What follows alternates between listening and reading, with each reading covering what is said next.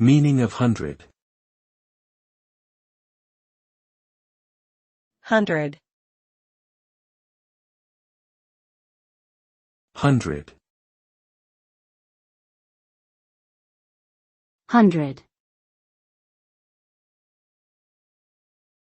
Hundred. The term hundred is a numerical value that represents the quantity of 100. It can be used to count objects, such as I have 100 marbles, or to represent a percentage, such as the price of gas has increased by 100%. The term can also be used to describe a specific range, such as the temperature will range from 70 to 100 degrees. In summary, hundred is a versatile term that can be used in a variety of contexts to represent the quantity of 100 or a range of values.